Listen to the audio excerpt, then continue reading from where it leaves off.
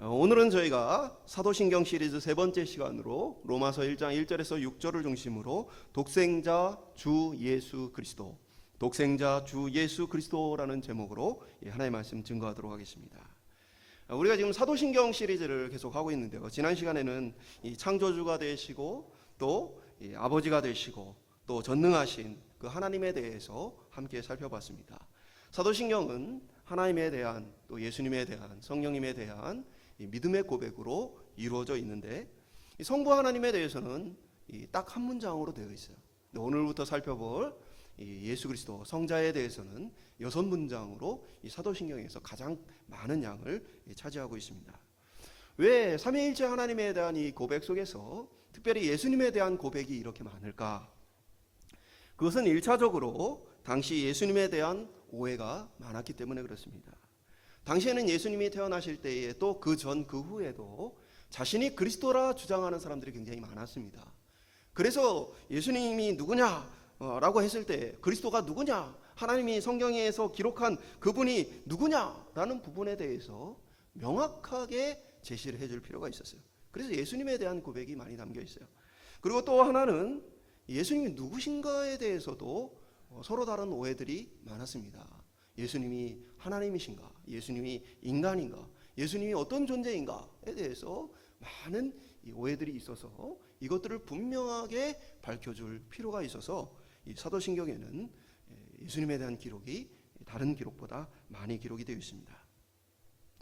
이 신경 또 신조라고 불려지는 것은 시대마다 이렇게 많이 기록이 되어 있어요. 그래서 사도신경이 가장 먼저 기록되어진 거고, 그 이후에도 여러 믿음의 고백들이 있는데 그것은 그 당시 시대의 사람들의 상황을 많이 반영하고 있어요.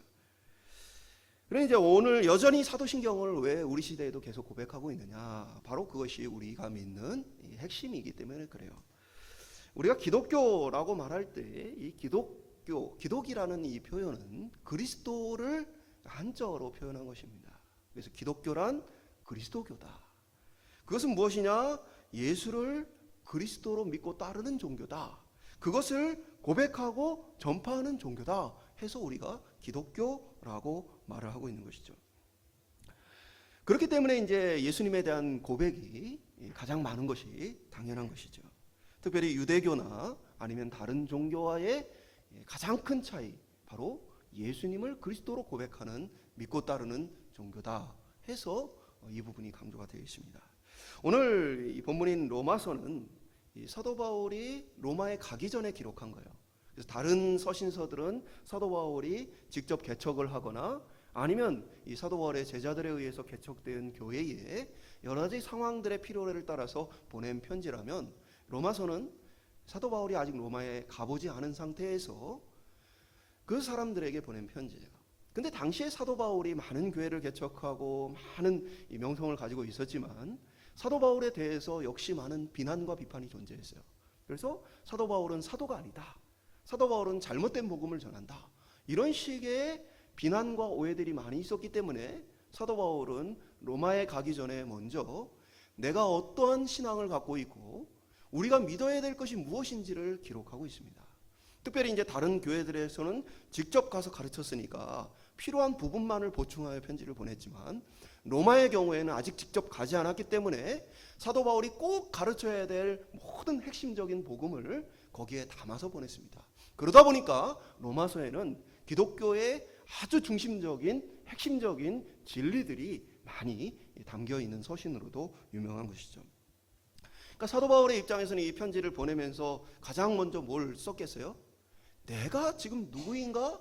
내가 믿고 있는 이 복음이 진짜인가? 참된 것인가?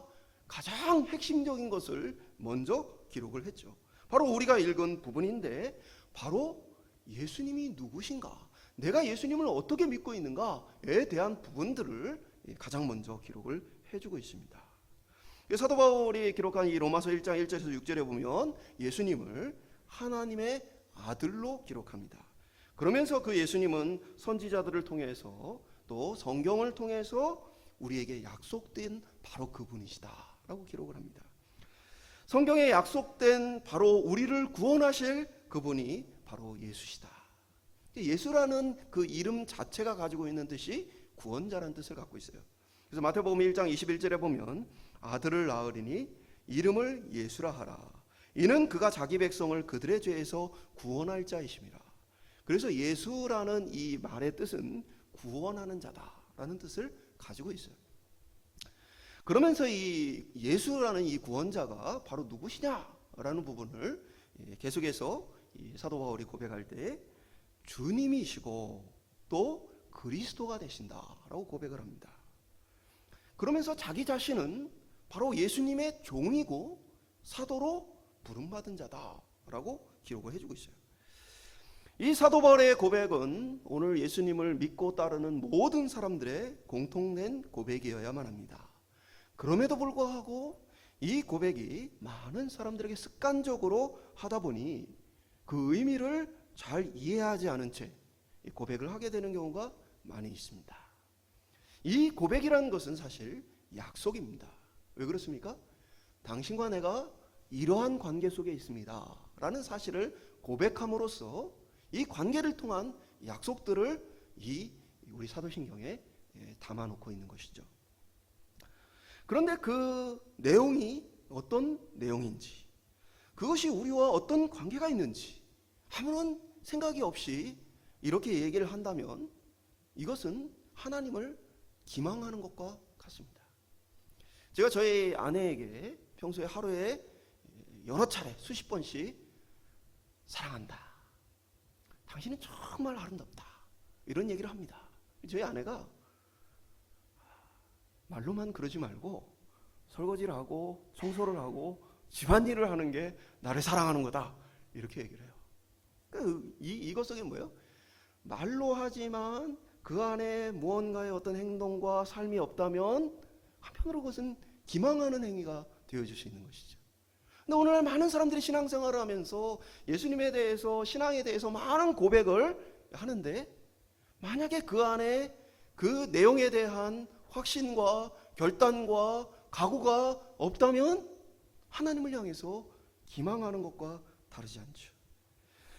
오늘 믿음의 고백을 따라서 분명하게 예수님에 향한 우리가 무엇을 고백하고 있는지 그 내용과 그 사실을 깨닫고 또 예수님과 우리 사이의 참된 관계를 우리가 오늘 살펴봄으로써 참된 신앙의 고백 위에 참되게 바르게 성장할 수 있는 저와 여러분 될 수 있기를 주님의 이름으로 축원합니다. 첫 번째 한번 따라 보겠습니다. 독생자. 먼저 이제 로마서를 통해서도 사도 바울은 예수님을 하나님의 아들로 기록하고 있죠. 5절에 보면 비록 육신으로는 다윗의 혈통에 나셨지만 그러나 단순히 다윗의 자손이 아니라 2절을 통해서 선지자를 통해 성경에 미리 약속하신 바로 그분이시다라고 고백을 하고 있어요. 우리는 지난 시간에 이제 하나님을 아버지라고 부르는 이유에 대해서 예수님과의 관계 속에서 아버지가 되신다 말씀드렸죠. 삼위일체의 관계 속에서 하나님이 아버지가 되시고 예수님은 아들이 되어진다. 그 이유는 그 근거로 예수님께서 나는 하나님의 아들이다, 하나님을 나의 아버지다 라고 고백하셨고 또 하나님 역시도 예수님을 향해서 내 사랑하는 아들이다 라고 기록하셨기 때문에 우리가 그렇게 받아들입니다. 히브리서 5장 5절은 이제 시편 2장 7절을 이렇게 해석하면서 이렇게 얘기해요. 여호와께서 내게 이르시되 너는 내 아들이라 오늘 내가 너를 낳았도다. 이제 시편에서는 사실 이게 다윗을 1차적으로 가리키는 표현이에요. 왕인 다윗을 하나님께서 세우셨다. 그리고 그 왕을 따라야 한다라는 이 부분들이 1차적으로 기록되어 있지만 히브리서는 이 다윗 자신만을 위한 이 본문이 아니라 이것은 사실 다윗의 후손으로 나실 그리스도를 가리키는 표현이다. 그래서 시편 2장 7절을 인용해서 히브리서 5장 5절은 바로 예수님께서 하나님의 아들 되어신다라고 다시 고백을 합니다. 그러니까 이 사도신경은 삼위일체에 대한 우리의 믿음의 고백인데 그 삼위일체의 관계에 대해서도 표현을 하되 하나님은 아버지로 예수님은 아들로 이렇게 기록이 되어 있어요. 근데 이 아들이라는 또 아버지라는 이 표현 때문에 사실은 우리가 많은 오해를 합니다. 그러니까 이 어떤 사람들은 하나님은 아버지시니까 가장 높으시고 예수님은 아들이니까 그거보다는 조금 낮으시다라고 생각을 하는 사람이 있어요. 그리고 특히 이제 우리 유교 문화권 속에서는 더욱더 그런 생각을 자연스럽게 갖는 경우가 많이 있습니다. 그리고 심지어는 이제 어떤 사람들은 하나님께서 예수님을 만드셨다. 그래서 예수님을 우리보다 먼저 피조되어진 피조물로 보는 사람들까지도 있습니다. 그러나 아들과 아버지라는 이 표현은 우리가 성부성자의 관계를 가장 잘 이해할 수 있도록 우리에게 이해되도록 표현되어진 거예요. 비록 우리의 이해가 완전하지 않아서 완전하게 이것을 설명할 수 없어서 오해가 생겨나기는 했지만 이것이 가지고 있는 참된 의미는 성부와 성자가 본질상 하나라는 의미예요. 신성과 능력과 영광이 같다는 것을 나타내고 있습니다. 빌립보서 2장 6절은 그는 근본 하나님의 본체시라 하나님과 동등됨을 취할 것으로 여기지 아니하시고 라고 기록하고 있어요. 그러니까 예수님은 하나님과 어때요? 본질이 같아요. 그래서 하나의 본체셔요. 그리고 하나님과 동등됨을 취해야 할 것으로 여기지 않았다. 취한다란 말은 빼앗다, 도둑질하다, 강도질하다라는 뜻을 가지고 있어요. 이건 뭘 얘기하냐면 아담의 경우에는 뭡니까? 하나님과 같아지기 위해서 하나님과 동등하려고 뭘 한 겁니까? 선악을 알게 하는 나무의 열매를 따먹은 것이죠. 그러니까 그것을 빼앗고자 했던 아담의 모습에 비해서 우리 예수님은 어떤 분이시냐? 그것을 빼앗을 것으로 생각하지 않았어요. 왜냐하면 동등한 분이기 때문에. 그래서 예수님이 하나님과 같다, 그의 신성과 능력과 영광이 같다라는 것을 이 빌립보서가 표현을 해주고 있습니다. 그러니까 이 하나님의 아들이다라는 이 표현은 뭐예요? 하나님과 동등한 분이다라는 의미를 갖고 있어요. 그러면서 거기에 이 사도신경이나 성경에 보면 예수님을 독생자 또는 외아들 이런 식의 표현이 많이 나타나 있죠.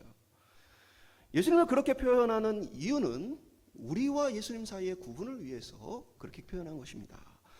요한복음 1장 12절에 보면 영접하는 자 곧 그 이름을 믿는 자들에게는 하나님의 자녀가 되는 권세를 주셨으니, 그러니까 우리도 예수님을 믿으면 하나님의 뭐가 돼요? 자녀가 되어져요. 하나님의 아들이 되어져요. 그러면 예수님과 우리 사이에 둘 다 하나님의 아들이면 무슨 차이가 있느냐? 로마서 8장 15절은 너희는 다시 무서워하는 종의 영을 받지 아니하고 양자의 영을 받았으므로 우리가 아빠 아버지라 부르느니라. 그러니까 뭐냐면 우리는 양자의 영을 받았다. 양자란 건 뭐예요? 자신의 자녀가 아닌데 자신의 자녀로 받아들여주는 것을 양자라고 얘기합니다. 한마디로 얘기해서 우리는 사단의 종이었어요. 그런데 그런 우리를 하나님께서 친히 자기의 자녀로 받아들여 주심으로 우리는 하나님의 자녀인데, 정확히 말하면 하나님의 뭐예요? 받아들여진 자녀, 양자라고 표현을 할 수가 있습니다. 그러니까 이런 우리와 같은 양자와는 달리 예수님은 독생하신다, 외아들이라라는 이 표현 속에 실제로 담고 있는 의미는 우리와 달리 예수님은 유일하신 하나님의 아들이시며 우리와 같이 피조되어 어느 날 갑자기 받아들여진 게 아니라 영원하도록 하나님의 아들이시다라는 이 의미를 여기에 담고 있습니다. 그러니까 예수님은 우리와 같이 어느 날 하나님께서 만든 존재가 아니에요. 예수님은 영원토록 계신 분입니다. 하나님과 함께 계셨던 분입니다. 그래서 우리는 예수님을 독생자라고 믿는 이 고백 속에서는 예수님이 영원한 하나님의 아들로서 하나님과 같은 분입니다 라는 이 고백을 담고 있는 거예요.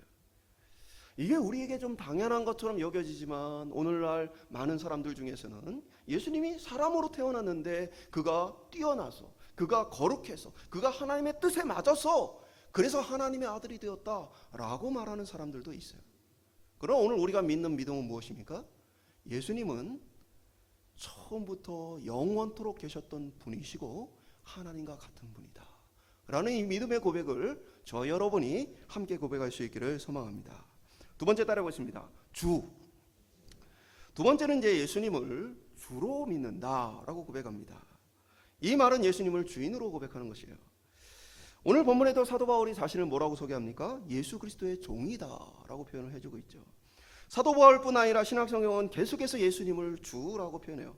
일반적으로 주라는 표현은 다른 사람을 높일 때도 쓰였어요. 그래서 좀 신분이 낮은 사람이 자기보다 신분이 높은 사람을 부를 때 주라고 부르기도 했어요. 또 로마 황제가 주라고 칭함을 받았어요. 그래서 많은 사람들이 로마 황제를 주라고 불렀습니다. 그러나 이제 오늘 성경 그리고 이 사도신경에 기록되어 있는 주라는 이 표현은 단순히 누군가를 높이는 표현이나 로마 황제 같은 존재를 높여 부르는 그 정도의 표현이 아닙니다. 이것은 구약 성경을 인용되어진 표현이에요. 무엇이냐면 구약 성경에 보면 하나님께서 자기의 이름을 뭐라고 알려주세요? 여호와다라고 알려주시죠. 이게 내자의 히브리어로 되어 있는데 이 히브리어의 특성상 모음이 100% 다 기록이 되어 있지 않습니다. 히브리어에서는 이제 이, 오라는 이 모음이 일부 등장을 합니다. 그래서 그것이 이제 기록이 되어 있지만 나머지 모음에 대해서는 아예 기록이 되어 있지 않아요. 그러다 보니까 성경도 그렇게 기록이 되어 있어요. 그리고 오늘날 이스라엘에 가도 이 모든 이 관공서 글이나 아니면 이 도로의 표지판들도 다 그렇게 기록이 되어 있습니다.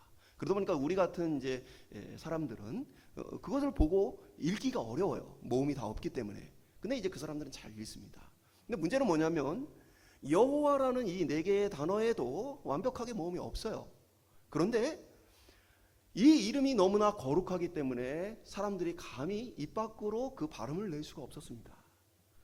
그러다 보니까 이제 사람들이 성경을 읽을 때나 성경을 기록할 때나 모든 과정 속에서 이 여호와라는 네 개의 단어가 나오면, 네 개의 글자가 나오면 그것을 실제로 그대로 발음을 하지 않고 다른 표현으로 바꿔서 불렀어요. 그게 바로 아도나이라는 단어예요. 아도나이라는 단어가 무슨 뜻을 갖고 있냐? 주라는 표현을 갖고 있어요. 그래서 성경에서 여호와라는 표현이 나올 때마다 그들은 그것을 주님이라고 대신 불렀습니다.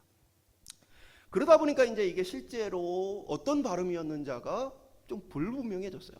그래서 어떤 사람은 이게 여호와다라고 이 표현을 하기도 하고 어떤 사람들이 이게 야훼다라고 표현을 하기도 합니다. 그러니까 이 주라는 이 단어는 뭐예요?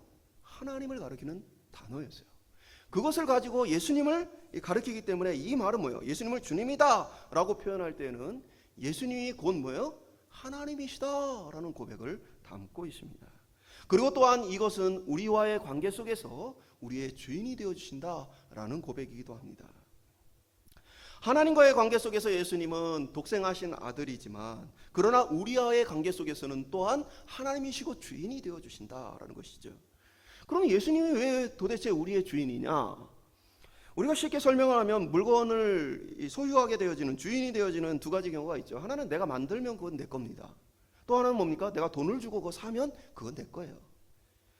이 두 가지의 의미가 다 예수님이 우리 주님 되시는 이유에 해당되어집니다. 요한복음 1장 2절 3절은 보면 그가 태초에 하나님과 함께 계셨고 예수님이 태초에 하나님과 함께 계셨다. 그 3절은 만물이 그로 말미암아 지은 바 되었으니 지은 것이 하나도 그가 없이는 된 것이 없느니라. 모든 만물이 예수님을 통해서 되었고 예수님 없이 되어진 것은 아무것도 없다. 그래서 예수님께서 뭐 하셨다는 거예요? 창조하셨다. 예수님께서 우리를 뭐예요? 만드셨다. 그래서 예수님이 우리의 뭐예요? 주인이 되어주시는 겁니다. 그리고 또한 예수님께서 우리가 잘 알듯이 우리를 죄에서 구원해 주셨죠.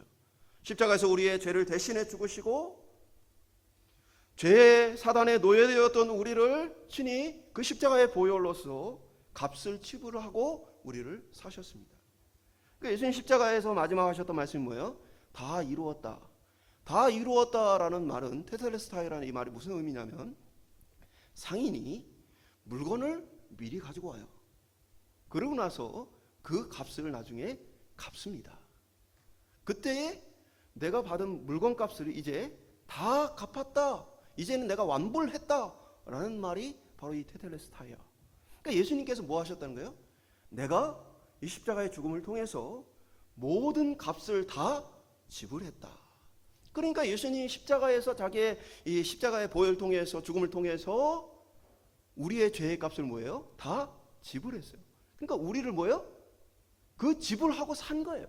그래서 우리는 예수님은 우리의 주님이다 라고 또한 고백하는 것입니다. 그러니까 예수님은 우리를 만드셨고 우리의 값을 주고 사셨기 때문에 우리의 소유권은 예수님께 있다. 예수님도 너희는 내 거다라는 표현을 사실 성경에서 많이 했습니다. 요한복음 17장 6절에 보면 세상 중에 내게 주신 사람들에게, 그러니까 하나님이 내게 주셨다. 그래서 이것이 내 것이다. 그리고 또한 이것이 하나님의 것이다 라는 표현을 예수님께서 많이 반복하십니다. 그러니까 이 고백의 의미는 무엇입니까? 우리의 삶의 주인이 바로 예수님이시다라는 고백이죠.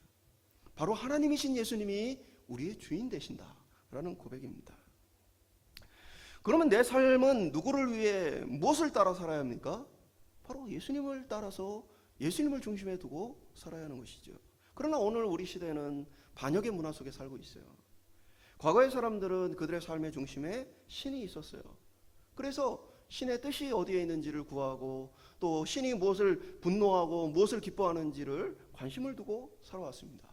그러나 오늘날 세속화의 시대 속에 그 신이 사라진 자리에 뭐가 와 있습니까? 바로 우리 자신이 와 있어요. 그 세상은 어떤 얘기를 합니까? 우리 인생의 중요한 의미를 가지고 네가 좋아하는 게 뭐냐? 네가 원하는 게 뭐냐? 네가 잘하는 게 뭐냐? 이러한 것들을 우리 인생에 굉장히 중요한 것으로 계속해서 가르치고 있어요. 그러면서 이제는 우리 인생의 중심에 이제 하나님이 없고 세상이 말하는 것처럼 내가 좋아하고 내가 기뻐하고 내가 보람을 느끼고 내가 잘할 수 있는 일이 우리 인생이 마치 중심인 것처럼 그렇게 살아가요. 심지어는 예수를 믿는 사람들조차도 그렇게 살아가요. 아담이 하나님의 자리를 탐하여서 하나님과 같은 존재가 되어서 그 중심에 자기가 서려 했던 것처럼 인간은 똑같은 죄를 지금 버리고 있어요. 근데 심지어 그것을 부추기는 세상 속에 살고 있습니다. 네가 원하는 것, 네가 기뻐하는 것, 네가 잘할 수 있는 것. 근데 오늘 우리가 예수님을 주다, 예수님이 주님이시다라고 고백하는 건 어떤 의미가 있어요? 예수님이 기뻐하시고 예수님이 원하시고 예수님이 우리에게 명령하신 것이 무엇인가? 그것에 대한 관심으로 우리의 인생을 초점 맞춰야 하는 것이 바로 예수님을 주님이시다라고 고백하는 거예요. 종은 주인의 명령을 따라 살게 되어 있어요. 자신의 의지와 생각이 크게 중요하지 않습니다. 그래서 예를 들면 악한 종은 주인이 선하면 선한 명령을 내릴 때 본인은 악할지라도 선한 주인의 명령을 따라서 선을 행해야만 합니다. 반면에 거꾸로 자신은 선한 사람인데 악한 주인이 남의 것을 빼앗으라, 저들을 때려라 라고 악한 명령을 내리면 그의 종된 자는 그 악한 주인의 명령을 따라 악을 행할 수밖에 없는 것입니다. 그러니까 오늘 우리가 예수님을 주님이시다라고 고백한 건 뭐예요? 나의 생각과 나의 가치관과 나의 뜻이 아니라 우리의 삶의 주인 되신 예수님의 뜻과 생각과 마음을 우리 가운데 두고 살아간다는 것이에요. 그런데 오늘 시대에 우리 시대의 문화는 뭡니까? 하나님을 완전히 잊어버리고 버리고 그 자리에 우리 자신을 우상으로 하나님과 같이 되려 했던 아담으로 우리를 다시 복귀시키려 하는 것이 바로 이 땅의 문화라는 거예요. 그리스도인이란 예수님을 주님으로 고백하며 살아가는 사람입니다. 우리는 예수를 믿으면 구원을 얻고 거기에다가 예수님을 주님으로 순종하며 살아가는 사람은 믿음이 더 좋은 사람이다 라는 착각을 해요. 그 착각이에요. 예수님을 믿는다는 의미는 뭐예요? 오늘 이 사도신경의 고백처럼 예수님을 뭐로 믿는 거예요? 예수님을 독생하신 하나님의 아들로 믿고 예수님을 우리의 주님으로 믿고 예수님을 그리스도로 믿는다. 이게 예수님을 믿는다는 의미예요. 그냥 나 자신을 위해서 나를 대신에 십자가에 죽고 나를 천국 가게 하는 예수님. 그건 뭐예요? 나의 종으로 나의 필요를 채우는 나의 수단으로서 예수를 믿는 거예요. 그건 예수를 믿는 게 아니에요. 그런 믿음으로는 구원 얻을 수 없어요. 예수를 믿는다는 건 예수님 나의 주인으로 인정한다는 거예요. 그러니까 예수님을 나의 주인으로 인정하고 예수님을 위해 나의 삶의 조건을 맞추고 내 생각과 나의 모든 것이 예수님 무엇을 기뻐하시고 내게 뭘 말씀하시는가, 거기로 인생이 전환되어진 사람, 그 사람이 바로 예수를 믿는다 말할 수 있는 것이죠. 물론 우리가 죄의 본성이 남아있고 아직 완전하게 성화되지 않았기 때문에 때로는 우리가 불순종을 하기도 하고 죄의 유혹에 넘어지기도 해요. 그러나 예수를 믿는다는 건 이미 내 속에 예수님이 주인 되셨다, 내 속에 예수님을 주인으로 인정했고 나는 예수님을 위해 살겠다 라는 사람이 바로 예수를 믿는 사람이에요. 오늘 저와 여러분이 참된 이 믿음의 고백을 가지고 구원의 길을 걸어갈 수 있기를 주님의 이름으로 축원합니다. 마지막으로 따라해보겠습니다. 그리스도. 마지막 사도신경은 예수님을 그리스도라고 고백해요. 이 로마서에서는 이 구약의 선지자를 통해 말씀하시고 성경을 통해 말씀하신 바로 그분이시다. 그게 바로 이 메시아에 대한 이야기죠. 그리스도. 그리스도란 기름 부음 받았다는 뜻이고 그게 이 구약의 언어인 히브리어에서는 메시아를 얘기합니다. 이것은 예수님의 직분에 대한 믿음이에요. 당시에 기름 부음 받은 구약의 사람들은 왕이나 제사장이나 선지자들이었어요. 그러니까 예수님을 그리스도다라고 말하는 건 하나님이 약속하신 우리의 구원자인데 그가 어떤 일을 하시느냐, 바로 왕과 제사장과 선지자로 일하시는 분이다라는 사실을 믿는 거예요. 그럼 예수님께서 어떻게 일하셨어요? 먼저 예수님 선지자로서 하나님의 말씀을 우리에게 선포하고 알려주셨습니다. 구약의 율법에 잘못 해석되어지고 오해하고 있는 것들을 온전하게 회복시키시고 하나님의 나라와 하나님의 뜻에 대해서 우리에게 알려주시는 선지자로서의 역할을 하셨습니다. 또한 제사장의 역할은 무엇입니까? 하나님과 죄인으로서 원수된 사람 사이에 그 중간 역할을 하는 것이 제사장의 역할이죠. 제사를 통해서 하나님 앞에 속죄를 하고 용서를 구하고 하나님과 화목한 관계를 맺도록 하는 이 역할을 맡은 게 제사장입니다. 예수님이 제사장으로서 어떤 역할을 하셨어요? 자기 자신을 제물로서 바쳐서 자기 자신이 대제사장으로서 하나님의 관계를 십자가에서 영원한 회복을 하신 분이 바로 예수님이에요. 그러니까 이 예수님에 대해서 히브리서는 예수님이 바로 대제사장이신데 그것도 영원한 대제사장이라고 기록하고 있어요. 그 이유가 어디 있습니까? 구약에 있던 인간 제사장들은 생명이 다해서 죽으면 다른 대제사장이 세워져요. 그러나 예수님은 영원하도록 유일하신 하나님이시기 때문에 영원한 대제사장이고, 또 예수님의 이 제사는 단 한 번에 모든 것을 완성했기 때문에 더 이상의 어떤 제사가 필요하지 않기 때문에 영원한 제사장이라 표현한 것입니다. 하나님 참 놀라우신 분이죠. 그 전까지의 사람들은 이 성전에서 제사를 드려왔어요. 근데 예수님께서 이 모든 것을 완성하시고 이 모든 진리를 전파하신 이후에는 성전을 무너뜨림으로써 다시는 그러한 식의 속죄 제사를 드리지 못하도록 하셨어요. 그 이유는 어디 있습니까? 이제 더 이상의 그러한 제사가 아니라 예수 그리스도의 십자가의 사건으로 이 모든 제사가 완성되었고 더 이상의 제사가 필요 없이 이제 하나님과의 관계가 회복되었다라는 것을 우리에게 알려주시는 거죠. 그렇게 예수님은 뭐예요? 제사장으로서의 역할을 하셨어요. 또 예수님은 왕으로서 어떻게 하십니까? 왕은 뭐예요? 다스리고 또 그 백성을 보호하고 하는 역할들을 하는 게 바로 왕의 역할입니다. 우리가 예수의 이름으로 귀신을 쫓아내는 것 왜 그렇게 합니까? 사도신경을 통해서 왜 귀신을 쫓아내는 이런 역할을 합니까? 내가 바로 예수님께 속해 있다. 나의 왕이 예수님이다. 예수님이 나를 보호하고 있다. 라는 이 선언이죠. 그러니까 이 믿음의 고백 위에 사단이 이 권세를 잃어버리는 것이죠. 그러니까 예수님이 우리의 왕 되신, 그것뿐 아니라 왕은 뭐예요? 이끌어가는 역할을 하죠. 오늘 우리의 삶 속에 예수님을 영접했다는 의미는 예수님께서 우리에게 들어와 우리와 함께 먹고 마시며 우리의 삶을 이끌어 가시는 왕으로서 일하고 계시다라는 사실을 믿는 것이죠. 그래서 예수님이 그리스도다, 메시아다라는 의미는 단순히 우리를 죄에서 구원했다라는 의미가 아니라 조금 더 구체적으로 바로 왕과 제사장과 선지자로서 우리 가운데 일하셨다라는 고백입니다. 근데 이 고백은 단순히 바로 예수님이 바로 그 그리스도다라고 믿는 것만이 아니라 한 차원 더 나아가서 바로 그 그리스도 되신 예수님께서 우리에게 맡기신 그 역할들을 믿는다라는 의미이기도 합니다. 베드로전서 2장 9절은 이렇게 기록하고 있어요. 그러나 너희는 택하신 족속이요 왕같은 제사장들이요 거룩한 나라요 그의 소유된 백성이니 이는 너희를 어두운 데서 불러내어 그의 기이한 빛에 들어가게 하신 이의 아름다운 덕을 선포하게 하려 하심이라. 여기에는 이제 너희는 왕, 제사장이다라는 표현과 더불어 이 하나님의 덕을 선포하는 선지자의 역할을 다 담고 있죠. 그러니까 한마디로 우리를 뭘로 부르셨어요? 바로 그리스도 되신 예수께서 자신이 하셨던 그 일들을 우리에게 맡기셨다. 그래서 그리스도인들이란 바로 그리스도께서 하셨던 일들을 계속해서 따라 순종하며 행하는 자들이다 라는 의미를 가지고 있어요. 그래서 우리가 예수 그리스도다라고 고백은 바로 우리에게 그 사명이 맡겨졌다라는 고백과 같습니다.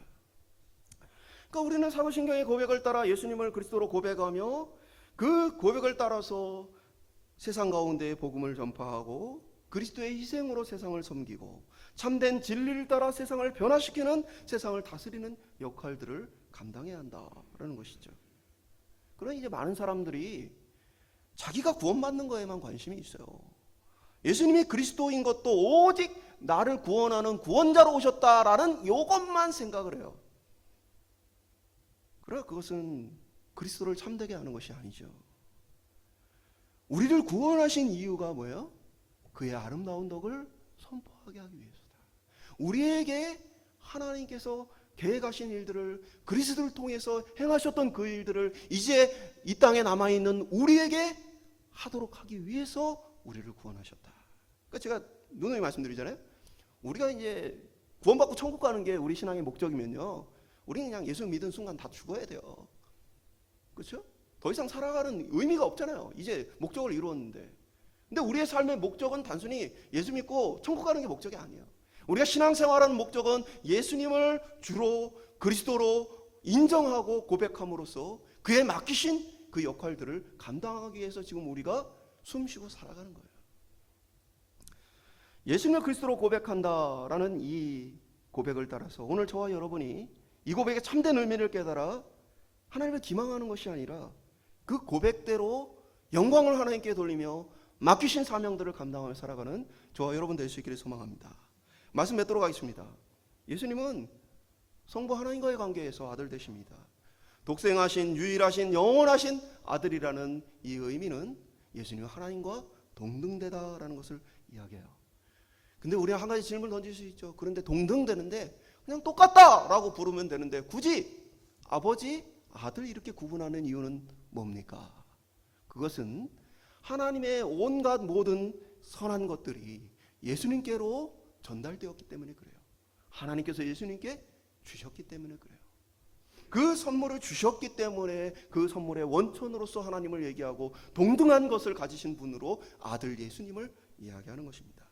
세상을 창조하는 것도 마찬가지죠. 왜 하나님을 창조주로 얘기하면서 또 예수님이 세상을 창조하셨다고 성경은 기록되어 있고 우리는 고백합니까? 바로 하나님의 그 선한 것들이, 그 모든 것들이 예수님에게 전달되어 그 예수님께서 우리에게 주셨기 때문에, 그래서 예수님의 그 전달자로서 어떻게 보면 예수님 없이는 되어진 것이 없다라고 성경은 기록하고 있는 것이죠. 그것은 우리의 구원에도 마찬가지죠. 하나님이 작정하셔서 우리를 구원하기로 하셨어요. 그 하나님께 속한 자들을 하나님께서 예수님에게 주셨고 예수님이 그들을 자신의 십자가의 죽음으로써 건지셨어요. 뭡니까? 제가 무슨 얘기를 하느냐? 바로 하나님이 예수님을 통하여 이 모든 일을 이루어 가시는데, 오늘 예수님은 그를 믿는 모든 사람들에게 예수님을 통해 하셨던 그 일을 믿는 사람들을 통해 믿지 않는 많은 이들에게 행하기를 명령하셨다는 거예요. 오늘 우리가 바로 그 역할을 맡은 사람들입니다. 그러한 우리를 그렇게 때로는 종으로 표현한 것이죠. 때로는 주님으로 표현한 거예요. 오늘 예수님은 우리를 통해 이 믿음의 고백이 성취되어지고 이루어지기를 원하고 계셔요. 그래서 마태복음 28장에 보면 예수님께서 승천하기 전에 어떤 이야기를 하십니까? 18절에서 20절에 보면 예수께서 나와 말씀하여 이르시되 하늘과 땅의 모든 권세를 내게 주셨으니 그러므로 너희는 가서 모든 민족을 제자 삼아 아버지와 아들과 성령의 이름으로 세례를 베풀고 내가 너희에게 분부한 모든 것을 가르쳐 지키게 하라. 볼지어다 내가 세상 끝날까지 너희와 항상 함께 있으리라 하시니라. 그러니까 하늘과 땅의 모든 권세를 예수님 뭐예요? 하나님으로부터 받았다. 그리고 나는 이 권세를 가지고 뭐 한다는 거예요? 너희를 보낸다. 그러니까 오늘 이 하나님으로부터 예수님을 통해 우리에게 전달되어진 구원과 사명, 모든 선한 것과 은총들을 오늘 우리가 이 땅에서 행할 것을 주님 명령하신 것이죠. 그러니까 전도나 뭐 이런 것도요, 오늘날 우리 기독교가 이 신앙의 고백을 잊어버렸기 때문에 무슨 의미인지를 모르고 그냥 얘기를 하다 보니까 전도나 뭐 이런 사역들이 마치 뭐 신앙이 더 좋거나 아니면 뭐 어떤 특별한 은사가 있는 사람들이 하는 것처럼 착각을 하지만 본질은 뭐예요? 구원받은 모든 백성들이 이 부르심에 함께 부름받았다. 우리가 이 모든 일을 하기 위해서 지금 숨쉬고 살아가는 것이다 라는 이야기를 하는 것이죠. 그러나 오늘날 여전히 세상은 계속해서 뭘 얘기합니까? 네가 좋아하는 건 뭐냐? 네가 원하는 건 뭐냐? 네가 잘하는 건 뭐냐? 네가 보람 느끼는 건 뭐냐? 그것이 중요하다라고 얘기를 하면서 우리의 삶의 왕의 자리에 자꾸 네 자신이 앉아야 한다. 심지어는 자녀들을 키우면서도 계속 뭐예요? 네가 잘하는 게 뭐냐? 네가 기뻐하는 게 뭐냐? 거기 뭐가 없어요? 하나님이 없어요. 오늘날 그러한 하나님께 반역하여 어떻게 보면은 지옥에 떨어질 그 원리를 세상은 아주 고상하고 멋진 말로, 마치 우리를 위하는 말로 그렇게 가르치고 있고, 심지어 예수를 믿는다 하는 사람들까지도 자녀들에게 그렇게 가르치고 있는 정말 심각한 불신앙과 반란의 시대를 우리가 살고 있어요.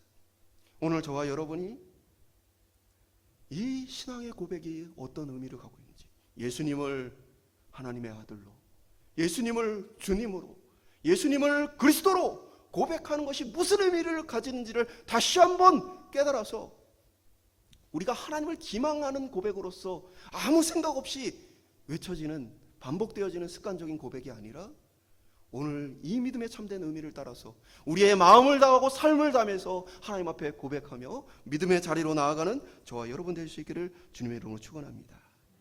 그리고 이 참된 신앙 고백 위에 참된 그리스도인의 삶을 누리는 저와 여러분 되기를 축원드립니다.